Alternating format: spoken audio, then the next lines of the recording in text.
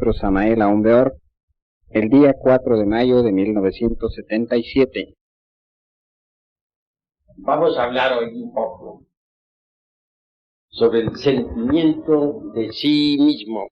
Vale la pena que reflexionemos sobre esta cuestión del sentimiento de sí mismo. Conviene que entendamos a fondo la cuestión del falso sentimiento del yo. Todos en el fondo aquí de nuestro corazón tenemos siempre el sentimiento de sí mismo. Nos conviene saber si este sentimiento es correcto o equivocado. Es necesario, pues, entender lo que es este sentimiento del yo. Ante todo, urge entender que las gentes estarían dispuestas a abandonar el alcohol, el cine, el cigarrillo, las pachangas, etcétera, menos sus propios sufrimientos. La gente adora sus propios dolores, sus sufrimientos. Se despegarían más fácilmente de un rato de alegría que de sus propios sufrimientos. Sin embargo, parece paradójico que todos se pronuncian contra los mismísimos sufrimientos y se quejan de sus dolores. Mas cuando en verdad hay que abandonarlos, en modo alguno están dispuestos a semejante renunciación.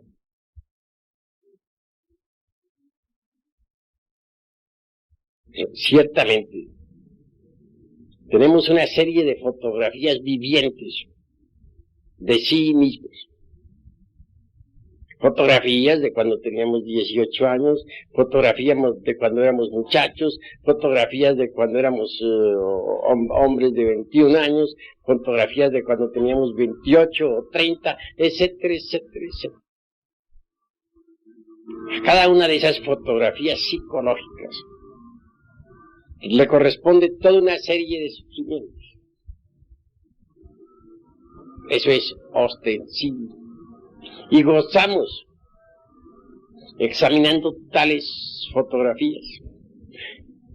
Y nos deleitamos en narrar a los demás los sufrimientos de cada edad, las dolorosas épocas por las que pasamos, etc. Hay un gusto bastante exótico, bohemio, dijéramos, cuando narramos a otros nuestros dolores, cuando les decimos que somos gentes de experiencia, cuando les contamos las aventuras de muchachos, la forma como tuvimos que trabajar para ganarnos el pan de cada día, la época más dolorosa de la existencia, cuando andábamos por ahí buscando los centavos para subsistir. Cuántos dolores, qué tormentos. En todo eso gozamos. Cuando estamos haciendo ese tipo de narraciones, somos verdaderamente bohemios, entusiastas. En vez de deleitarnos, en este caso, con el alcohol, con el cigarro, nos deleitamos con la historieta, con la novela, con lo que nos pasó, con lo que dijimos, con lo que nos dijeron, con la forma en que vivimos, etcétera, etcétera. Es una especie de bohemia bastante exótica, que nos gusta. En modo alguno parece que estamos dispuestos a abandonar nuestros propios sufrimientos. Ellos son, pues, el narcótico que a todos gusta. el deleite que a todos agrada. Y mientras más accidentada una vida parece que nos sentimos más exóticos, más bohemios con nuestros dolores. Cosa absurda, por cierto. Pero observen ustedes que a cada situación corresponde un sentimiento del yo, del mí mismo. Sentimos que somos, sentimos que existimos. En este momento están ustedes reunidos aquí, escuchándome. Yo estoy hablándoles. Ustedes sienten que sienten. Tienen aquí en el corazón el sentimiento de sí mismos. Y están seguros de que ese sentimiento es correcto. Posiblemente que sí, están seguros de eso. ¿Acaso ese sentimiento que en este momento tienes, el sentimiento de existir, el sentimiento de ser y de vivir, será el verdadero? ¿O será un falso sentimiento? Conviene que seamos un poquito reflexivos en estas cuestiones. Cuando andábamos por ahí, tal vez en las cantinas, o cuando ambulamos por los cabarets, ¿tendríamos sentimiento? Sí, es obvio que lo tendríamos. ¿Y ese sería el correcto? A cada edad corresponde un sentimiento. Porque uno es el sentimiento de uno cuando tiene 18 años y otro el que tiene cuando tiene 25. Otro es el sentimiento de los 30 y otro el de los 35. Y un anciano de 80 años indudablemente tendrá su propio sentimiento. ¿Cuál de ellos será el verdadero? Y es algo muy tremenda esta cuestión del sentimiento de sí mismo. Porque uno siente que siente, uno siente que existe, uno siente que vive, uno siente que es, uno siente que siente. Tiene corazón y siente. Y dice yo. Pero son muchos los yoes.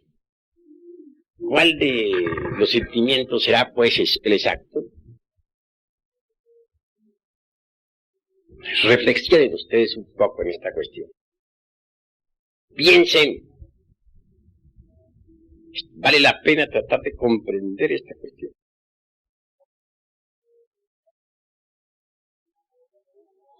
Gracias. Si uno desintegra un yo cualquiera, tengamos el del resentimiento con alguien,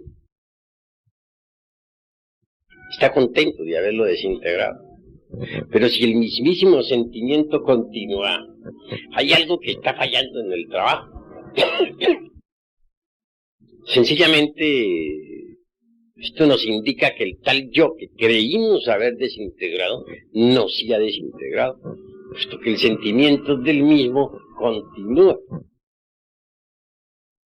Si perdonamos a alguien, y más aún si calificamos, y más aún si cancelamos, dispensen, el dolor que si alguien nos ha producido, pero continuamos allá con un sentimiento igual, pues esto nos está indicando que no hemos cancelado pues ese agravio, o ese mal recuerdo, o esa mala acción que alguien nos produjo. El yo del resentimiento continúa vivo. Estamos tocando un punto muy delicado, puesto que todos estamos en el trabajo de sí mismos y sobre sí mismos. ¿Cuántas veces hemos creído, por ejemplo, que hemos desintegrado un yo de venganza, suponiendo? Pero el sentimiento aquel que teníamos continúa. Esto indica que no logramos entonces desintegrar tal yo. Eso es obvio.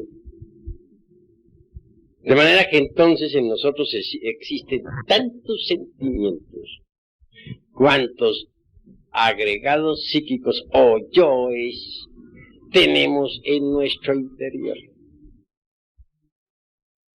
Si tenemos 10.000 agregados psíquicos, indubitablemente tendremos 10.000 sentimientos de sí mismo. 10.000, cada yo tiene su propio sentimiento. Así pues, una pauta a seguir en nuestro trabajo sobre sí mismos es esta cuestión del sentimiento. Intelectualmente podremos haber aniquilado el yo del egoísmo, pero ¿continuará acaso existiendo en nosotros el sentimiento del egoísmo? Ese sentimiento de primero yo, segundo yo y tercero yo. Seamos sinceros consigo mismos. Y si continúa existiendo, tal sentimiento es porque el yo del egoísmo aún existe. Así pues, hoy los he invitado a ustedes a comprender esta cuestión del sentimiento. Cuesta mucho trabajo que las gentes, pues, se resuelvan a entender la necesidad de desintegrar el ego, pero más trabajo cuesta que entiendan lo que es el sentimiento. Suele ser tan fino, se escapa, es tan sutil. En todo caso, en este trabajo sobre sí mismos, mis queridos hermanos, hay 3 líneas que nosotros debemos entender. Primero, el trabajo sobre sí mismos. Propósito, desintegrar los agregados psíquicos que en nuestro interior tenemos. Viva personificación de nuestros errores. Segundo, el trabajo con los demás. Necesitamos aprender a relacionarnos con los demás. Y tercero, el amor al trabajo. El trabajo por el trabajo mismo. Son las 3 líneas a seguir. Si una persona, por ejemplo, dice que está trabajando y cree que está trabajando sobre sí misma, pero no se presenta ningún cambio en esa persona, si el sentimiento equivocado del yo continúa, si su relación con sus semejantes es igual, entonces está demostrando que esa persona no ha cambiado. Y si no ha cambiado, pues entonces no está trabajando sobre sí misma correctamente. Eso es obvio. Necesitamos cambiar. Mas después de un cierto tiempo de trabajo, el sentimiento del yo continúa igual. Si el proceder con las gentes es el mismo, ¿podría acaso afirmarse que hemos cambiado? En verdad que no. Y el propósito de estos estudios consiste en cambiar. El cambio debe ser radical, porque hasta la propia identidad que poseemos debe llegar a perderse para sí mismos. Un día, por ejemplo, Arce buscará a Arce, ya Arce no existe, se le ha perdido a sí mismo. Eso es claro. Un día Uzcategui dirá, ¿qué se hizo Uzcategui? Ya no existe. Ha desaparecido para Uzcategui. Así que en realidad, de verdad, hasta la mismísima identidad tiene que perderse para sí mismos. Tenemos que volvernos absolutamente diferentes. Yo conozco aquí mismo entre los hermanos, sé de algunos cuyo nombre no menciono, que hace años y años y años están estudiando aquí conmigo. Los veo lo mismo. No han cambiado. Tienen su misma conducta, cometen sus mismos errores. Como los cometieron hace 20 años, los cometen hoy. Iguales. No indican, no acusan ningún cambio. No hay nada nuevo en ellos. ¿Cómo son? Como eran hace 20 años. O hace 10, o hace 50. Cambio, ninguno. Entonces, ¿qué están haciendo esas gentes? ¿Qué hacen aquí? Pues están perdiendo el tiempo miserablemente, ¿verdad? Porque el objeto de nuestros estudios es cambiar psicológicamente, convertirnos en seres diferentes. Pero si continuamos siendo lo mismo, si XX fulano es el mismo que era hace 10 años, pues entonces no ha cambiado ni está haciendo nada, está perdiendo su tiempo. Eso es obvio. Los invito a todos ustedes a esta reflexión. ¿Quieren cambiar o no quieren cambiar? Si van haciendo siempre los mismos, entonces, ¿qué están haciendo? ¿Con qué objeto están aquí reunidos en la tercera cámara? ¿Para qué?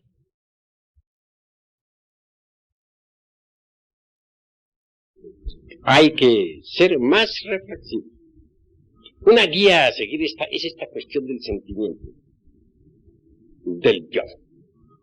El sentimiento del yo es siempre equivocado, nunca es correcto. Debemos distinguir entre el sentimiento del yo y el sentimiento del ser. El ser es el ser, y la razón de ser del ser es el mismo ser. El sentimiento del ser es siempre correcto. Pero el sentimiento del yo, pues es un sentimiento equivocado, un sentimiento falso. ¿Por qué gozarán los hermanos con sus fotografías?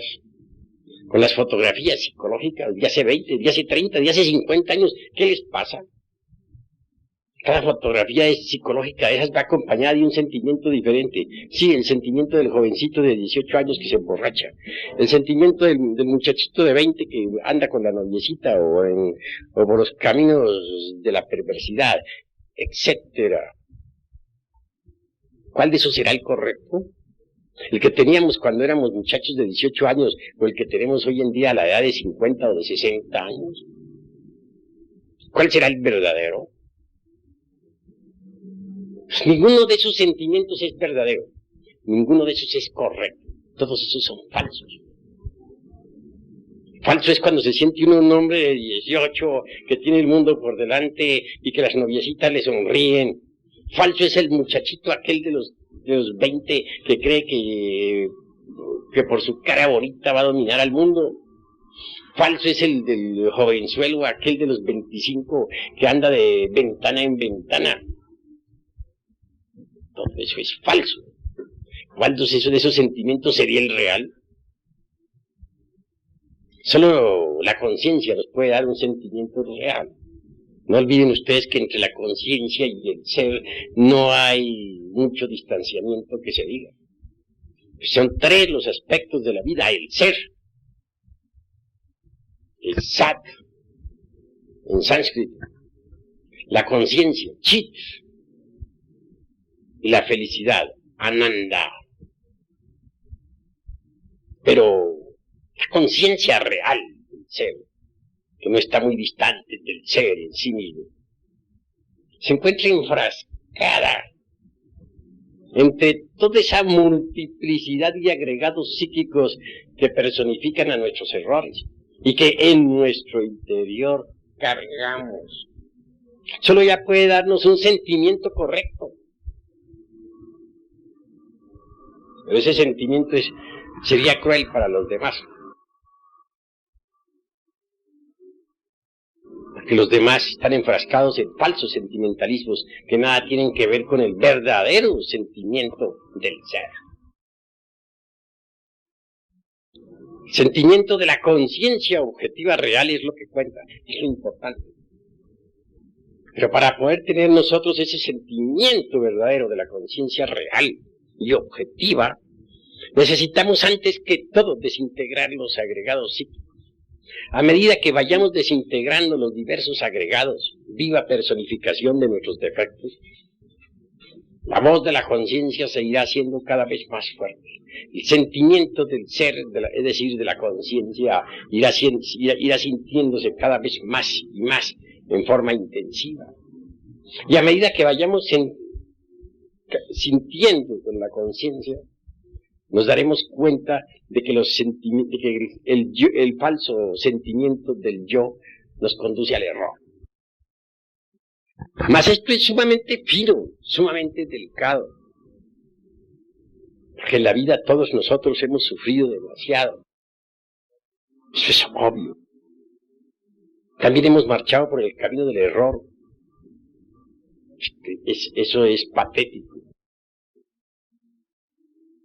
Y en todos los aspectos de nuestra vida, en cada proceso, en cada instante, hemos sentido aquí en el corazón algo que se llama sentimiento.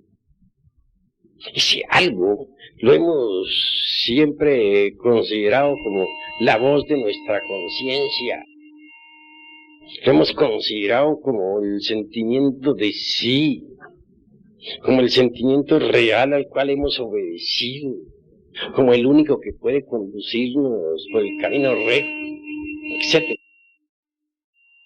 Mas desgraciadamente hemos estado equivocados, mis queridos hermanos. Como prueba de nuestra equivocación es que más tarde hemos tenido otro sentimiento completamente diferente, totalmente distinto. Y mucho más tarde otro sentimiento más distinto. Entonces, ¿cuál de los tres era el verdadero? Entonces hemos sido víctimas, todos, de un autoengaño. Siempre nos ha guiado a nosotros, o siempre hemos confundido al sentimiento del yo con el sentimiento del ser. Hemos sido víctimas de un autoengaño. Y aquí no puedo hacer excepciones. Hasta yo mismo marché por el camino del error cuando creí que el sentimiento del yo era el sentimiento del ser. No hay excepciones. Todos hemos sido víctimas del autoengaño.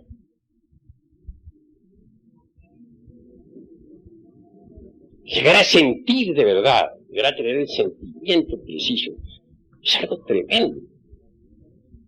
Ese sentimiento preciso, es el de la conciencia superlativa del ser.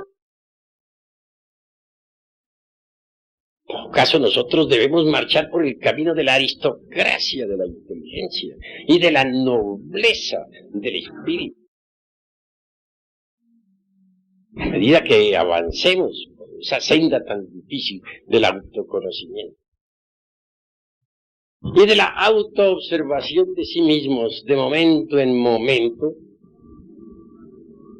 iremos también aprendiendo a sentir correctamente. Iremos aprendiendo a conocer el sentimiento auténtico de la conciencia superlativa del ser.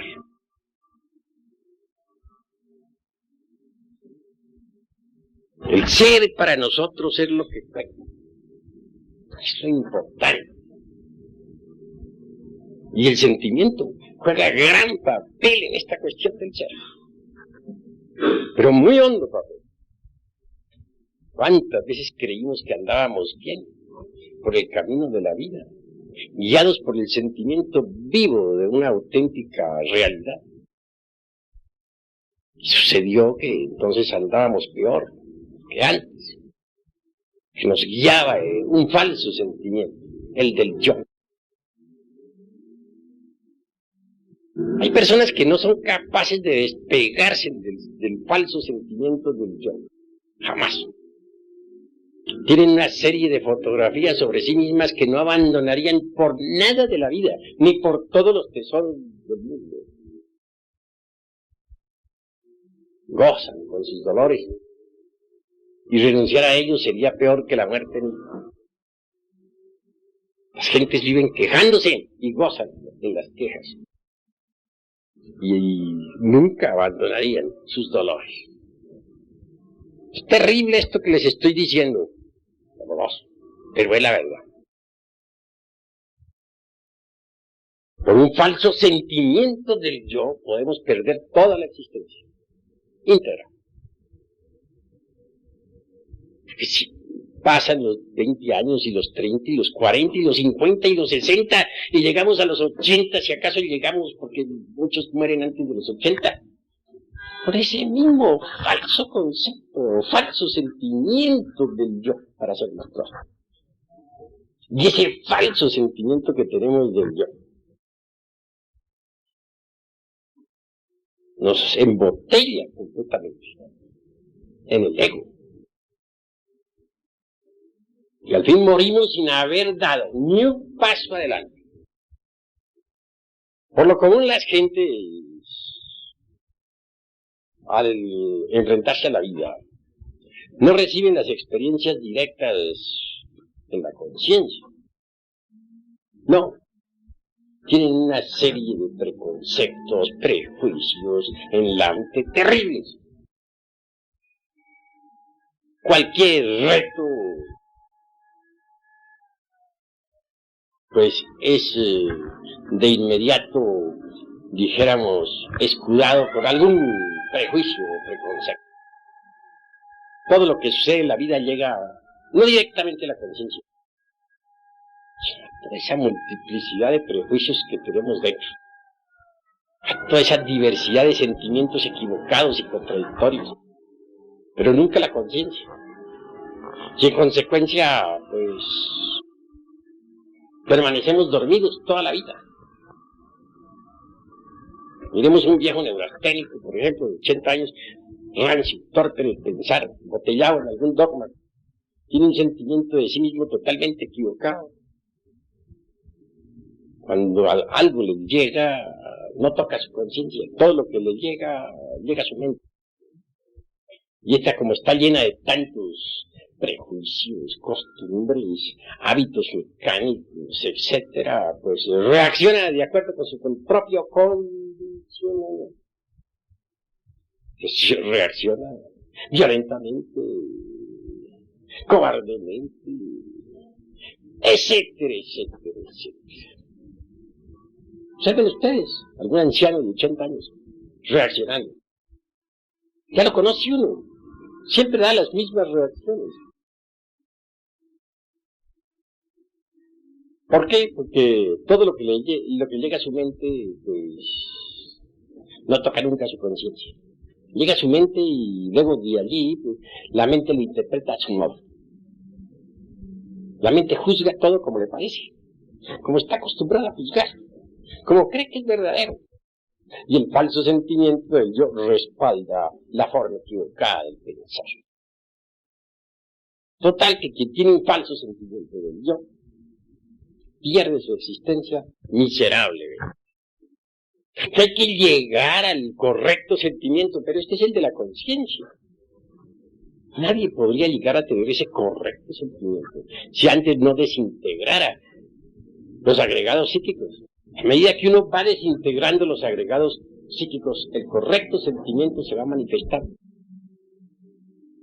Cuando la desintegración es total, también el sentimiento correcto es total. Pero por lo común el sentimiento correcto de sí mismo está en pugna con el sentimiento falso del yo. Es que el sentimiento correcto de la conciencia está más allá de cualquier código de ética, más allá de cualquier código moral establecido por alguna religión. etcétera. Por lo común los conceptos morales establecidos por las distintas religiones, pues en el fondo resultan falsos. Como la conciencia humana hoy en día está tan dormida, sucede pues que se han inventado distintos sistemas pedagógicos, sociales, éticos, educativos y morales para que nosotros marchemos por el camino recto. Pero nada de eso sirve para nada. Hay una ética propia de la conciencia. Esta resultaría inmoral para los santurrones de las diversas denominaciones religiosas. Existe un libro de los paramitas en el Tíbet oriental, con una ética que no encajaría jamás dentro de ningún culto, porque es de la conciencia.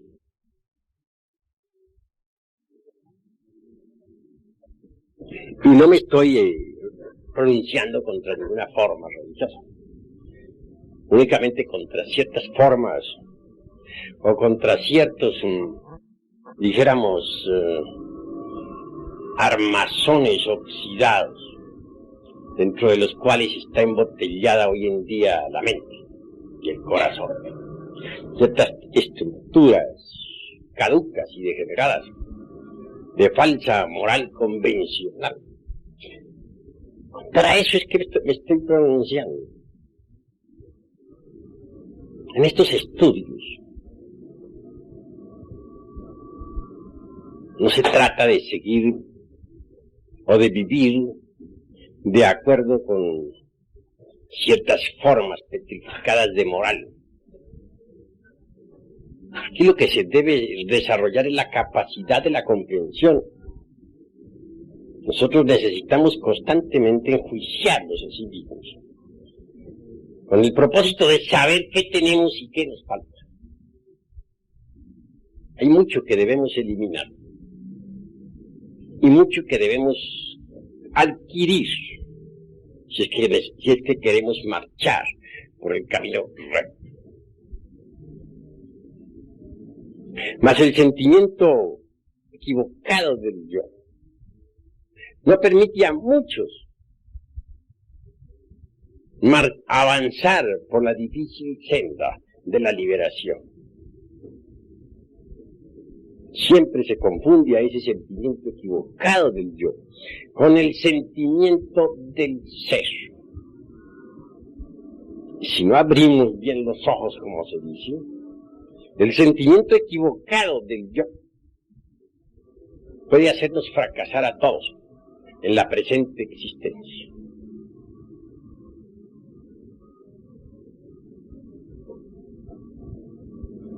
El ser es lo que cuenta, pero está muy hondo, muy profundo. Realmente, el ser en sí mismo es la mónada interior. Recordemos a Leibniz y sus famosas mónadas. La mónada en sí misma es lo que podríamos denominar en hebreo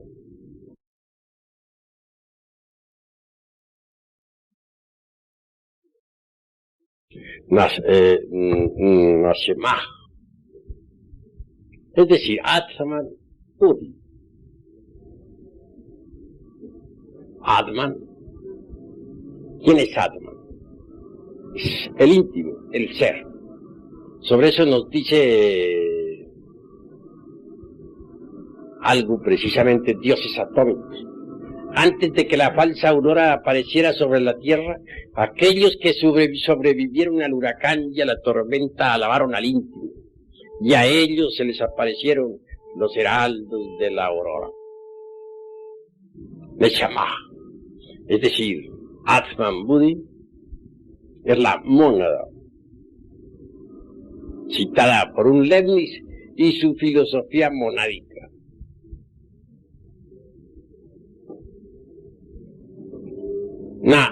Atman es el íntimo, Buddhi es el alma espiritual, la conciencia superlativa del ser. Los dos integrados constituyen la mónada. Eso es obvio. La mónada a su vez se ha desdoblado en el alma humana. Es el mana superior de los orientalistas.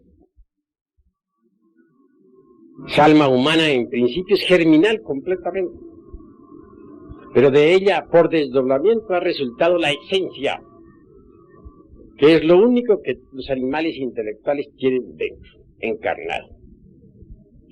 Esa esencia está enfrascada entre los diversos agregados psíquicos que en nuestro interior llevamos. En hebreo, Nechamah, es precisamente Atman. Atman en su parte inefable. Buddhi es Ruach. Y Atman Buddhi se dice Ruach en general. Nefesh es el alma humana, o alma causal, de donde deriva precisamente la esencia que cada cual tiene en su interior. Esa esencia hay que despertarla, es la parte de conciencia que tenemos dentro. Esa esencia hay que ponerla en actividad. Desgraciadamente está dormida, está metida entre los agregados psíquicos inhumanos que en nuestro interior cargamos. Por desgracia. Es necesario entender, cuando uno trabaja sobre sí mismo, entra por el camino de la revolución de la conciencia. Aspira algún día a recibir los principios anímicos y espirituales, es decir, a convertirse en templo de la mónada interior. Porque es obvio que una esencia desarrollada, desenvuelta, despierta, se integra, se fusiona completamente con el alma humana en el mundo causal. Mucho más tarde viene lo mejor, el desposorio, la integración de esa alma humana con la mónada. Cuando eso sucede, el maestro se ha autorrealizado totalmente. Así que lo que tenemos, que es la esencia, debe ser trabajada. Debemos empezar por desembotellarla, por desenfrascarla. Es una fracción del alma humana en toda criatura. Y hay que despertarla, porque está dormida entre cada uno de los agregados psíquicos que en nuestro interior llevamos. Esa esencia tiene su propio sentimiento correcto. Es diferente, completamente diferente del falso sentimiento del yo. Esa esencia realmente, con su sentimiento, emana de la verdadera alma causal o alma cósmica. Si el sentimiento que la esencia tiene es el mismo que tiene el alma cósmica, el mismo que existe en el alma espíritu, el mismo que existe en el íntimo o Atman. Cuando uno entra por este camino, descubre que se ha metido por la senda de la revolución de la conciencia.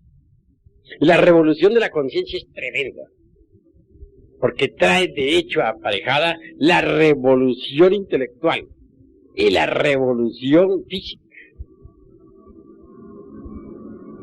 La revolución de la conciencia provoca una serie de revoluciones intelectuales extraordinarias. Y a su vez, como resultado, aparece la revolución física.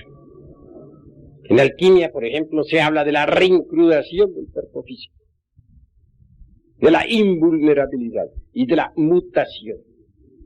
Es obvio que aquel que ha conseguido el despertar total, aquel que ha logrado la iluminación, puede alimentarse con el árbol de la vida. Y de hecho, su cuerpo físico, si así lo quiere, puede volverse invulnerable, mutante. Y eso lo consigue mediante la reincrudación alquimista. Un iluminado sabe muy bien cómo se logra la reincrudación.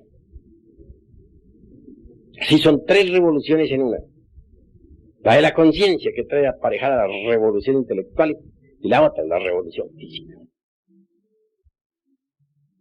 los grandes adeptos de la conciencia, esos que lograron verdaderamente el despertar, son iluminados. Muchos de ellos son inmortales. Recordemos nosotros a nada menos que Sanat Kumara, el anciano de los días, el fundador del Colegio de Iniciados de la Blanca Hermandad. Trajo su cuerpo físico a la tierra, vino desde Venus. Ese gran maestro, habiendo ya pasado más allá de toda necesidad de vivir en este mundo, se ha quedado en este mundo para ayudar a los que marchan por la rocallosa senda que conduce a la liberación final. Sanat Kumara es alguien que puede sumergirse totalmente entre el océano de la gran luz, pero ha renunciado a toda dicha para quedarse aquí con nosotros. Y está con nosotros. Por amor a nosotros.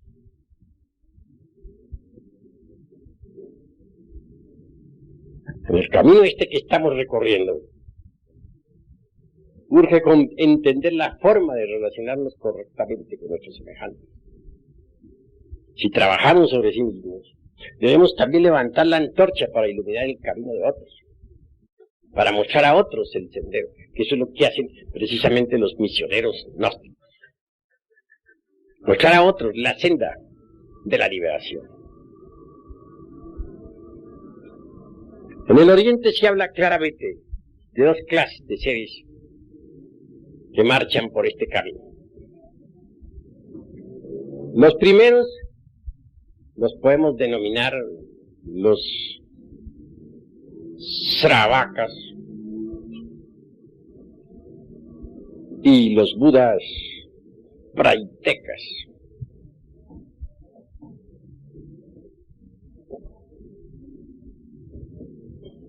Obviamente, ellos son ascetas. Saben que el falso sentimiento del yo lo conduce a uno al fracaso. ¿Me entienden? Se han preocupado por trabajar intensivamente sobre sí mismos. Han hecho sus votos. Algunos de ellos hasta han diluido el ego. Pero no trabajan por los demás. No hacen nada por el prójimo. Estos budas praitekas y sravakas obviamente gozan de cierta iluminación y de cierta felicidad. Mas nunca han llegado en realidad de verdad a ser verdaderos bodhisattvas en el sentido más estricto de la palabra.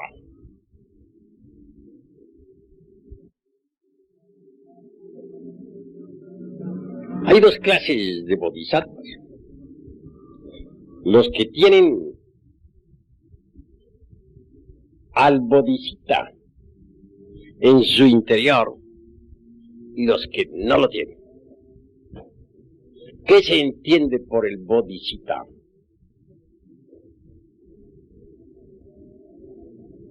O bodhisattva. Sencillamente, el que a base de distintas renunciaciones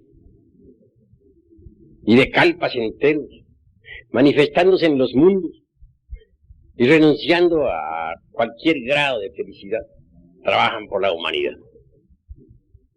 Estos tienen los cuerpos existenciales en oro puro, porque eso es el bodhisattva, los cuerpos existenciales superiores del ser y la sabiduría y la experiencia adquirida a través de sucesivas eternidades. El bodhisattva de un Buda es propiamente un bodhisattva debidamente preparado, que puede perfectamente realizar con eficiencia todos los trabajos que el Buda interior le ha confiado. ¿Creen ustedes acaso que el bodhisattva, que en realidad de verdad se ha desarrollado, dijéramos, de acuerdo con en el terreno, dijéramos, vivo del bodhisattva, podría acaso llegar a ser, dijéramos, a fracasar en los trabajos que tiene que realizar? Obviamente que no, porque está debidamente preparado. Se entiende por bodhisattva precisamente todas esas experiencias, todos esos conocimientos adquiridos a través de las edades, los vehículos en oro puro, la sabiduría patente del universo. Obviamente el bodhisattva provisto de tal bodhisattva se manifiesta a través de distintos mahamantaras y a la larga viene a convertirse verdaderamente en un ser omnisciente. La omnisciencia es algo que hay que conseguir, que hay que lograr, que no se, en modo alguno nos viene de regalo. Es el producto de distintas manifestaciones cósmicas y de incesantes renunciaciones. El bodhisattva que posee pues dentro de sí mismo al bodhisattva, es decir, a todas esas sumas de conocimientos, experiencia y vehículos de oro, etc., jamás se dejaría guiar por un falso sentimiento del yo. Pero este falso sentimiento del yo suele refinarse espantosamente. Hay individuos que han logrado muchos refinamientos espirituales y sin embargo aún son víctimas del falso sentimiento del yo. Entender esto es básico en la gran obra. Es fundamental. Todos tenemos derecho a aspirar a la iluminación, pero tampoco debemos codiciar la iluminación. Antes que codiciarla, debemos nosotros preocuparnos por la desintegración de los agregados psíquicos que en nuestro interior cargamos. Vigilar en forma intensiva ese falso sentimiento del yo. Aniquilarlo, porque puede estancarnos. Puede llevarnos al autoengaño, puede hacernos pensar que vamos muy bien, puede hacernos creer que es la voz de la conciencia, cuando en realidad de verdad es la voz del ego. Quiero que entiendan ustedes claramente que un día ustedes tienen que ir fabricando dentro de sí mismos al bodhisattva. Es decir, elaborando esa experiencia, elaborando ese conocimiento que les va dando el trabajo sobre sí mismos. Con tal conocimiento, con tal experiencia, ustedes no fallarán. A medida que ustedes vayan desintegrando los agregados psíquicos que le dan a ustedes el falso sentimiento del yo, irán alimentándose con el pan de la sabiduría, con el pan transubstancial, venido de lo alto. Porque cada vez que uno desintegra un agregado psíquico, libera un porcentaje de conciencia. Y adquiere, de hecho, una virtud, un conocimiento nuevo, algo extraordinario. A propósito de virtudes, he de decirles que el que no es capaz, por ejemplo, de apreciar las gemas preciosas, tampoco podría saber cuál es el valor de las virtudes. Estas en sí mismo, el valor de estas en sí mismo es precioso. Pero no es posible adquirir virtud alguna si antes no desintegramos el defecto antitético. Por ejemplo, no podríamos adquirir la virtud de la castidad si no desintegramos el defecto de la lujuria. No podríamos adquirir la virtud de la mansedumbre si no eliminamos de sí mismos el defecto del resentimiento. No podríamos adquirir la virtud del altruismo si no eliminamos el defecto del egoísmo. Lo que importa pues es que nosotros vayamos comprendiendo la necesidad de eliminar los defectos. Solo así irán naciendo en nosotros las gemas preciosas de las virtudes. Por caso, el objetivo de esta plática hoy ha sido llamarle la atención sobre el falso sentimiento del yo. Tendrán que ustedes aprender a sentir la conciencia, a tener un correcto sentimiento de la conciencia superlativa del ser.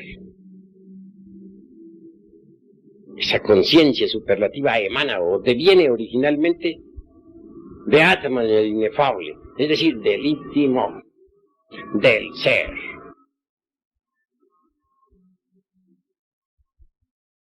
Sí, mis queridos hermanos, hasta aquí vamos dejando esta plática. Si alguno de ustedes quiere preguntar algo en relación con el tema, bien puede hacerlo con la más entera libertad. Venerable maestro, ¿qué relación existe entre las sensaciones y el sentimiento? Las sensaciones son, y las hay positivas y negativas. Toda sensación, por ejemplo, es el resultado de alguna radiación o impresión externa. Por ejemplo, viene a nosotros una sensación de dolor debido a que alguien nos lo produjo, ya sea con la palabra o sencillamente nos dio un trancazo. Entonces tenemos una sensación de dolor. Una sensación de alegría cuando alguien nos trata bien, o cuando olemos un perfume delicioso. En todo caso, las sensaciones son sensaciones, pero el sentimiento se lleva en el corazón. Es diferente. Va en el centro emocional.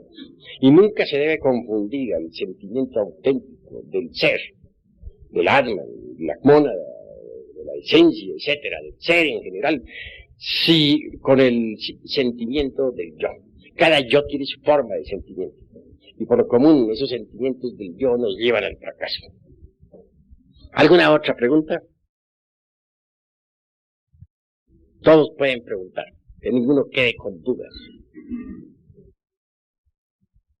Tiene la palabra, ¿no? Venerable maestro, en cada edad o etapa del individuo se manifiestan determinados yoes característicos. Ciertamente que sí, de acuerdo con la ley de recurrencia. Que si en la pasada existencia, a los 30 años, tuvimos una bronca en la cantina, el yo de aquella riña permanece en el fondo de nosotros mismos, aguardando el instante de los 30 años para volver a salir otra vez. Cuando llegue esa edad, saldrá entonces, irá a buscar una cantina con el propósito de encontrarse con el sujeto aquel con quien riñó. Lo mismo hará aquel. Y al fin se encontrarán ambos en la cantina y volverán a reñir. Esa es la ley de recurrencia. Y si a la edad de 25 años tuvimos una aventura amorosa, pues también a esa misma edad, el yo que estaba allí aguardando en el fondo, saldrá a la superficie, controlará el intelecto, controlará el corazón, e irá a buscar a la amada de sus ensueños. Ella hará lo mismo y ambos se reencontrarán para repetir la aventura. Así que el robot humano está programado por la ley de recurrencia. ¿Alguna otra pregunta? En todo caso, el ser, el verdadero ser, no se expresa en el animal intelectual. Vive normalmente en la Vía Láctea, se mueve en la Vía Láctea. Lo que actúa en este mundo es el robot programado por la ley de recurrencia. Hay necesidad de desintegrar el ego y despertar la conciencia para que la mónada, Atma Buda, el Ruach, Elohim, que según Moisés labraba las aguas en el principio del mundo, el Rey Sol, vuelva naturalmente a expresarse dentro de nosotros, venga a la manifestación, ingrese en nuestra humana persona. Solo Él puede hacer. Las gentes creen que hacen y no hacen nada. Actúan de acuerdo con la ley de recurrencia, son máquinas programadas. Y eso es todo.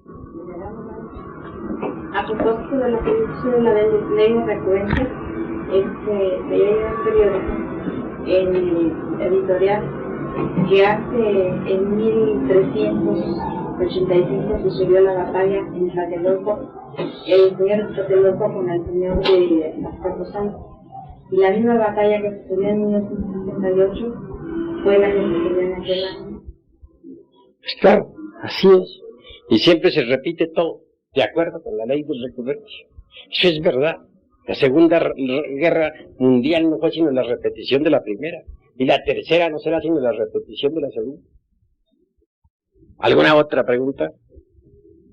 Venerable, puede darse, digamos, el sentimiento de creer que uno ha eliminado un defecto, el individuo ha eliminado un defecto, no siendo que se encuentre en un receso por la edad o etapa que está viviendo en sí. Sí puede creerse que se ha eliminado tal o cual defecto psicológico, pero si el sentimiento de ese yo continúa en nosotros, significa que no ha sido eliminado.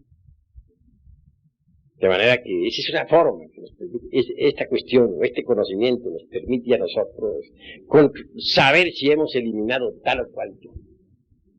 Es un patrón de medida que nos permite descubrir si hemos o no hemos eliminado tal o cual agregado psíquico.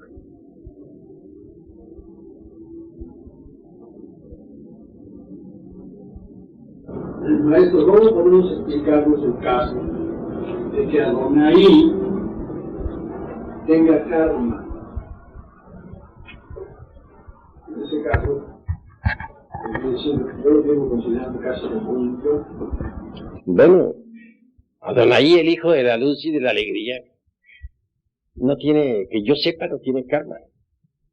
Si demoró en haber eliminado a algún elemento indeseable, pues eso ya pasó.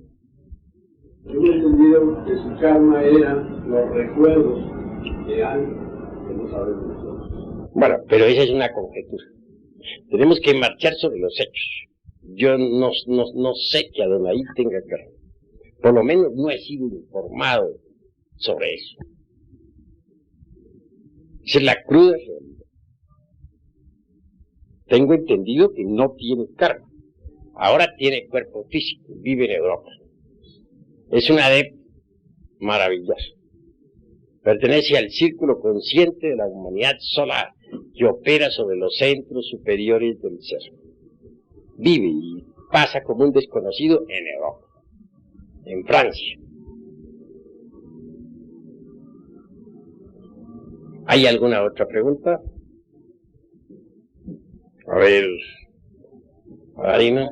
Una pregunta y varias interrogaciones. La parte de Sanat Kumará, hay otros de Kumará, también quiero comprender si todo maestro que tenga a Jehová o a Yahweh, al Padre Madre, realiza al Kumará. Pues Kumará se entiende todo individuo resurrecto. Cualquier XX fulano, con tal de que resucite, es un Kumará.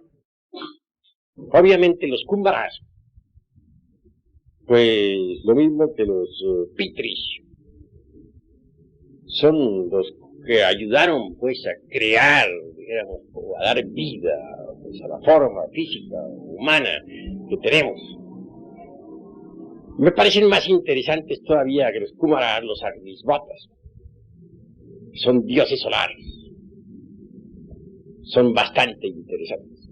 Por cierto que los dioses solares que gobernaron, por ejemplo, a la Tierra, a la humanidad de la primera raza, volvieron al Sol. Habían venido del Sol y regresaron al Sol. Y en la futura sexta gran raza raíz, volveremos a tener la visita de los dioses solares. Vendrán del Sol, vivirán entre la humanidad y establecerán la sexta raza raíz sobre la faz de la Tierra. Gobernarán a los pueblos, naciones y lenguas. Son gobernantes. Entre las 12 constelaciones del zodiaco, obviamente, la más importante es la de Leo. El Sol tiene Leo su trono. Los dioses solares vienen periódicamente a la Tierra, cada vez que se inicia una nueva raza. Pero bueno, no nos apartemos tanto ahí, pues, de la cuestión del que hemos planteado. Debemos llevar en mente la necesidad de estudiarnos un poco más a sí mismos y de poner atención en esta cuestión del sentimiento del yo. Y hasta aquí mis palabras.